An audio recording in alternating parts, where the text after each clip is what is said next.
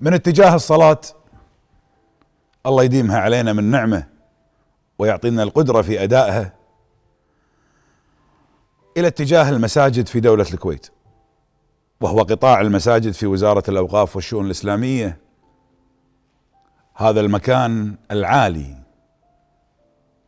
بالمئذنة، العالي بقول الله أكبر الله أكبر. تفخر الكويت على مر التاريخ ويفخرون أهلها أنهم أوقفوا أراضيهم وبنوا عليها مساجد لخدمة المصلين، ولتأكيد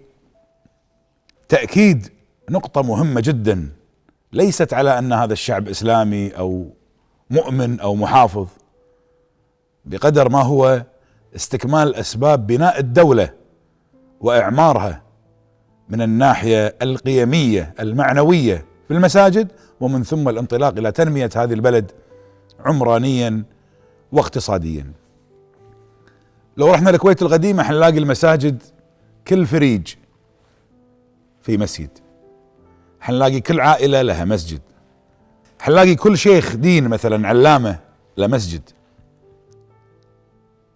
وهذه من النعم الله سبحانه وتعالى علينا، إلى أن قامت الدولة فأصبحت توزع المساجد على مواقع جغرافية معينة جنبا إلى جنب المرافق في كل منطقة سكنية. تجد جمعية تعاونية ومخفر شرطة ومستوصف ومركز ضاحية ومسجد، ومن ثم توزع على المستوى الجغرافي للمنطقة الصغيرة عدة مساجد للمتبرعين أو للدولة. وهذا الشيء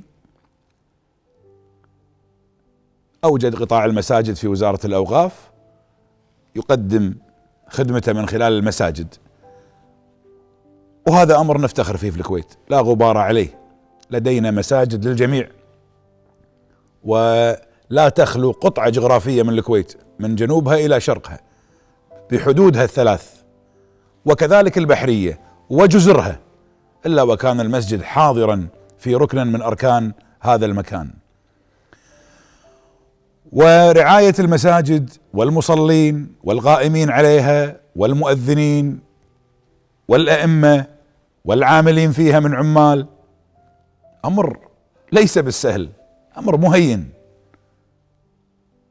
مهين أبدا، ومتوقع الخطأ، لأن العمل كثير وكثيف في مناسبات عدة، وقد عانينا ما عانينا في فترة الوباء والجائحة، عندما كان يصدح المؤذن ألا صلوا في رحالكم، كانت هناك غصة في قلوب المواطنين، وكذلك القائمين على المساجد، لأنها وجدت لتجمع المسلمين في الصلاة والاستذكار وحثهم على أمور دينهم ودنياهم من خلال خطب الجمعة. البناء في المساجد المختلفة في الكويت أمر جميل باختلاف الثقافات واختلاف العمران. تجد مسجد على الطراز الأندلسي، مسجد على الطراز العثماني، مسجد على الطراز الأموي، مسجد على الطراز الأوروبي الشرقي. فأشكال المساجد جميلة جدا.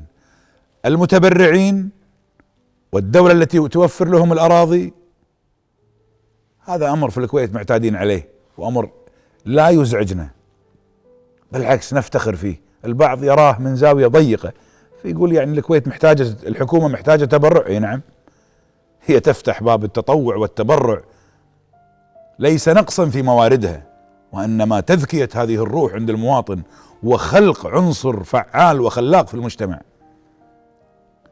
فلو جيت حق البناء جميل، لو جيت حق النظافة هناك بعض المشاكل في المساجد التي تزدحم فيها الناس، خاصة اللي في الأسواق والمجمعات.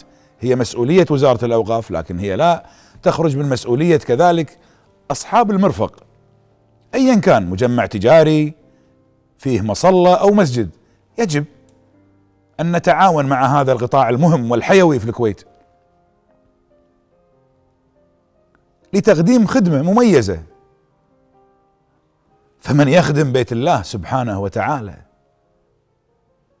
يستحق الأجر في الدنيا والآخرة.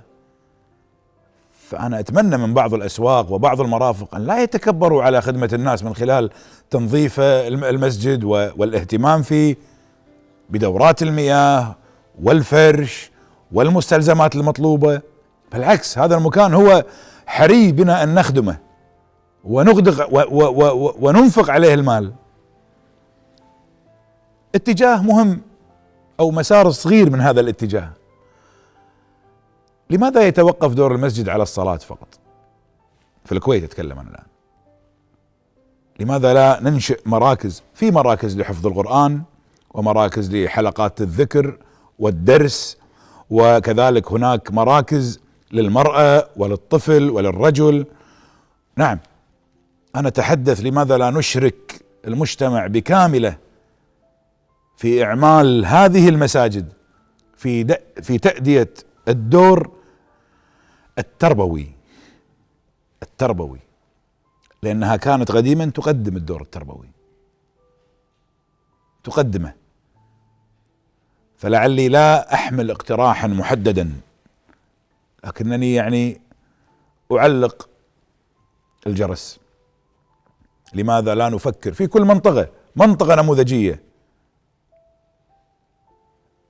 يعمل المسجد في غير أوقات الصلاة إلى أن يتحول إلى منارة تربوية إسلامية قيمية توعوية تعاون الوالدين وتعاون الدولة وتعاون المجتمع في تبني مبادرات من شأنها أن تخلق جيل واعي، جيل مثقف، إن كان بإطار إسلاميا أو إطارا مدنيا، لأن هذه الدولة في دستورها دين الدولة الإسلام مصدر رئيسي للتشريع.